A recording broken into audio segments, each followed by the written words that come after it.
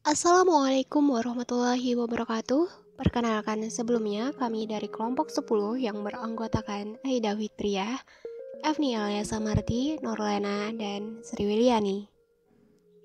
Kami perwakilan dari Duk Energi selaku pemrakarsa rencana pembangunan pembangkit listrik tenaga nuklir di Kecamatan Jorong, Kabupaten Tanah Laut. Pemerintah saat ini berniat mulai beralih ke sumber energi baru dan terbarukan.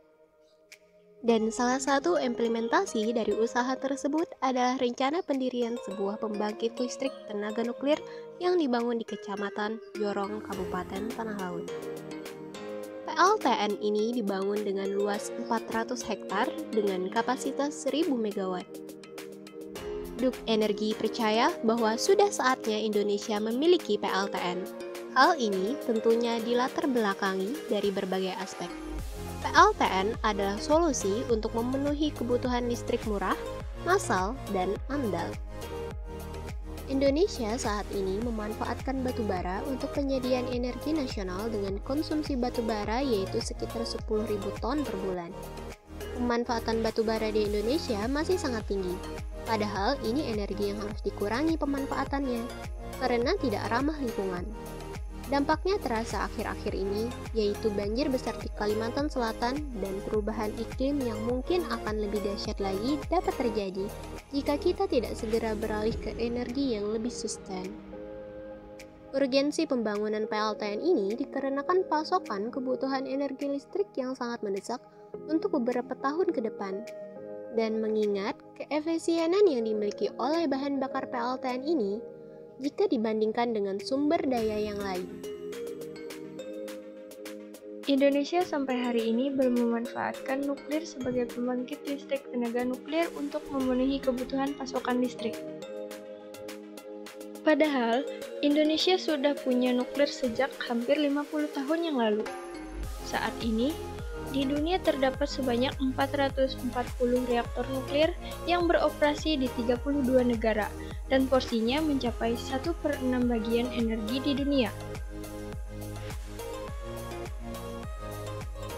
Indonesia memiliki beberapa lokasi potensial yang bisa dimanfaatkan untuk membangun PLTN, terutama di daerah yang tidak rawan gempa.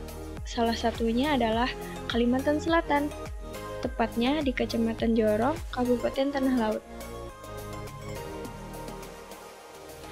Duk Energi percaya bahwa pembangunan PLTN di Indonesia dapat memberikan berbagai keuntungan, di antaranya sebagai berikut. Yang pertama ada aspek ekonomi. Ongkos total untuk PLTN lebih murah dari ongkos total pembangkit listrik tenaga dengan batu bara ataupun minyak. Penggunaan nuklir dalam jaringan listrik akan menjamin stabilitas harga dan penyediaan energi. Yang kedua ada aspek lingkungan.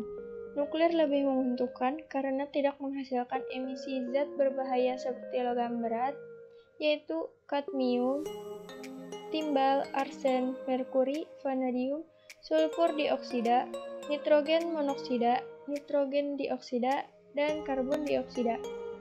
Limbah nuklir mempunyai volume yang lebih kecil jika dikaitkan dengan energi yang dihasilkan. Karenanya, mudah diisolasi dan disimpan dalam rangka proteksi kesehatan manusia dan lingkungan. Yang ketiga ada aspek ketahanan energi nasional. PLTN mempunyai kemampuan untuk membangkitkan listrik lebih besar daripada pembangkit listrik tenaga batu bara ataupun minyak. Hal ini dapat dilihat dari besarnya faktor kapasitas yang dihasilkan oleh PLTN. Tidak hanya itu saja, ada aspek lainnya yaitu aspek pendidikan dan teknologi. Introduksi nuklir sebagai PLTN akan mendorong kemajuan iptek nasional dan industri nasional di bidang high-tech.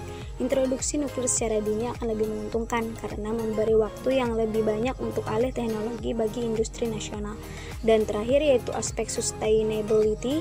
Nuklir sebagai sumber daya alami mempunyai potensi yang besar Tidak sama dengan sumber daya lainnya seperti air, gas, minyak, geotermal, dan batu bara dalam penyediaan energi yang diperlukan.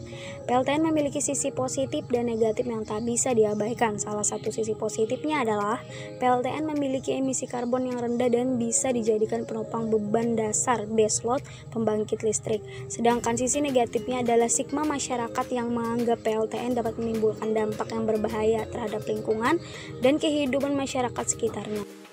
Nuclear energy is not only cleaner than all other forms of energy, it's also cheaper to create, abundant, and safe. Yes, safe. So if the world is going to end in a few years because of global warming due to rising CO2 levels, why aren't we going all out to produce this abundant, clean, and safe form of energy? Why aren't there dozens of nuclear power plants in development all over the world? Well, we all know the answer, right? Nuclear energy is just too risky. It's too dangerous. So even though we're told we're facing an existential crisis, which means humans may cease to exist, even though we might all wither away in unbearable heat or starve because of worldwide droughts, or drown in rising seas or be killed in Mad Max-style riots, nuclear energy is off the table because it's too darn risky. I want to make sure I have this right. The goal is to save humanity, there's a way to save humanity, and we won't take it. Because we're afraid there might be a bad accident or something? Does that make sense to you? Because it doesn't to me. But maybe I'm not giving enough weight to the safety argument. So let's take a closer look at that, since no one, not even the most radical environmentalist, disputes that nuclear power produces massive amounts of energy cleanly and efficiently. Safety, like everything else, is a matter of context. So here's some context. 1.4 million people die worldwide every year in traffic accidents, 2.3 million in work-related accidents, 4.2 million from air pollution. Deaths directly related to nuclear power? Under 200. Not annually, but in the entire history of the nuclear power industry. But what about those famous nuclear disasters we've all heard so much about? Didn't they poison untold thousands? 3 Mile Island in 1979, Chernobyl in 1986, Fukushima in 2011. Okay, let's deal with each one. 3 Mile Island. There was an accident at that plant, yes, but the amount of radiation that leaked was no more than one might receive taking a chest x-ray. The Nuclear Regulatory Commission acknowledged as much 4 weeks after the initial media hysteria died down. We goofed, the commission told Congress. There was no danger of any hydrogen explosion. But that didn't grab the headlines. Chernobyl. The accident developed into a catastrophe only because of pitiful safety procedures unique to the Soviet Union. It would never have occurred in the West. Even so, initial reports of radiation leakage turned out to be grossly exaggerated. According to the World Health Organization, as of mid-2005, that's 19 years after the explosion, fewer than 50 deaths have been directly attributed to radiation from the disaster. Fukushima. In 2011, as a result of an earthquake and tsunami, the Fukushima nuclear power plant was destroyed and nuclear radiation was released. Yet despite the media hysteria, not one person at the nuclear plant died because of radiation leaks. The deaths that occurred in the area were the result of the tsunami. Well, what about the nuclear waste? Surely that's terribly harmful. Actually, no. All the nuclear waste ever generated in the US can fit on a single football field stacked less than 70 feet high. It's easily and safely buried in steel canisters encased in concrete. All this information is easily available, but the anti-nuclear movement, with the help of their media allies, have spent a tremendous amount of time and money obscuring the facts. They're more interested in filing lawsuits against this particular form of clean energy than telling the truth about it. Those endless lawsuits have helped make it prohibitively expensive to build new plants or even keep older ones running. Ironically, one of the anti-nuclear groups that now litigates against nuclear energy, the Sierra Club, was once a great proponent. The legendary early leader of the club, Will Seery, saw it as the best chance to preserve wildlife. Cheap nuclear power in unlimited quantities is one of the chief factors in allowing a large, rapidly growing population to preserve wildlands, open space, and lands of high scenic value, he told the club in 1966. He was right then, and he's right now. It would take dozens of wind and solar farms covering thousands of acres of land to match the energy a single nuclear power plant can produce. From both an environmental and clean energy point of view, there's no contest. If you want to save the planet, then you want to go nuclear. If you want to save the planet and you don't want to go nuclear, then you're just full of hot air. Tentunya Duke Energy tidak boleh menutup mata atas kemungkinan buruk yang mungkin terjadi ke depannya.